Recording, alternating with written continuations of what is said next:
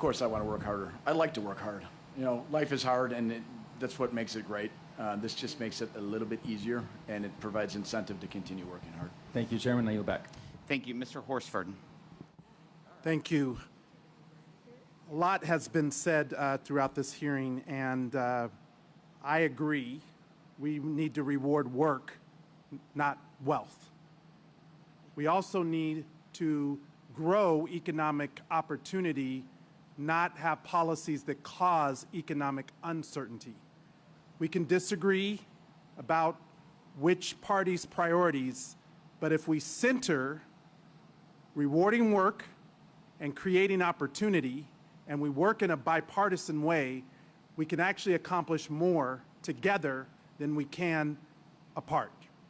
And I wish, Mr. Chairman, that we would have had more of an opportunity to work in a bipartisan way, because there's a lot of things that we could have gotten done had we worked together. Mr.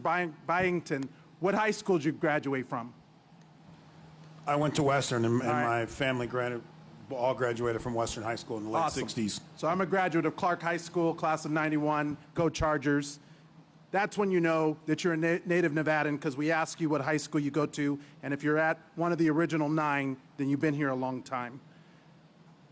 I want to ask Senator Cannizzaro, particularly because 30% of Southern Nevada's jobs are in hospitality. They generate over $80 billion of economic activity. Unfortunately, these blanket tariffs have alienated two of our most important trading partners, Canada and Mexico, and the facts for themselves, they speak for themselves. It's down 8.7% just among international travel alone.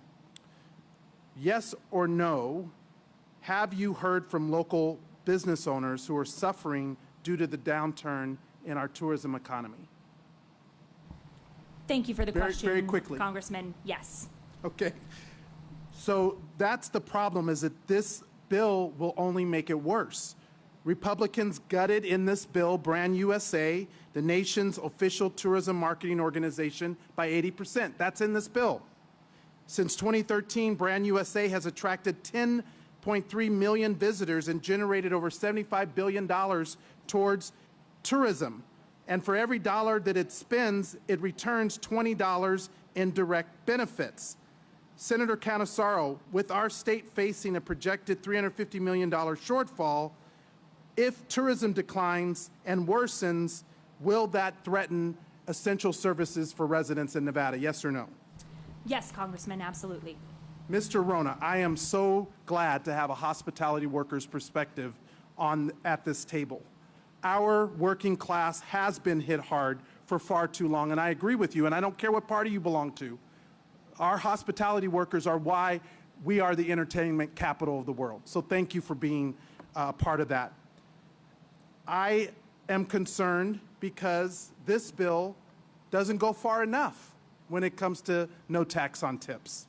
My tax on tips bill, the TIPS Act, would not only provide permanent tax relief without a cap, but it also closes loopholes to ensure that only those who are receiving the benefit, the hardworking hospitality workers, receive them, not others who could try to game the system. In Nevada alone, over 110,000 people could also lose their health care. Mr. Rona, don't you agree that temporary tax relief on tips will only go so far if workers are also losing health care and other supports for work, like housing? I can't speak intelligently on healthcare costs. Okay. All I have is my own my issues on that. If All I know is a good if idea is a tip good work- idea, and right. I would challenge you to extend these temporary cuts in the future to people like me, And to 'cause make we them could use it. permanent. And I thank you. If you were originally the one with the idea, that's a great You know idea. what? I'm not. You know whose the idea is? It's the workers. It's never been about one person. And this is the thing. I don't care about Donald Trump or any one person getting credit. It's the workers who said, give us more of our hard work, let us keep more of our hard working money, but also let us raise the wage of tip workers. Because in America, outside of Nevada and in other states, they get paid as little as $2.13 an hour. That is not a livable wage, no matter how you cut it. Ms. Simmons, are you familiar with how these food banks are funded? And I want to thank you for the work that you do with Project Dash, because it's great work that's helping about 1,000 meals be delivered to homebound seniors. Are you familiar with how the food banks are funded? Because some of those meals that you deliver come from organizations like 3 Square. I'm not really up on how they are funded. Okay. I do know that they do, you know, they ask for donations. Absolutely. It's and- largely from federal government and private philanthropy. 3 Square does a phenomenal job. Thank you for delivering those meals. And my heart goes out to you and to your husband. I ask for his continued blessings.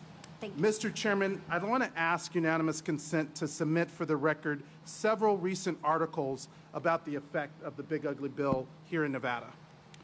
First, from KTNV Las Vegas. What is the effect on the Las Vegas economy as tourism keeps declining? Here's what we found. 2, Nevada Independent. 1 in 6 Nevadans get food stamps. Many may lose benefits under Trump's big, beautiful bill. 3, Nevada Independent. GOP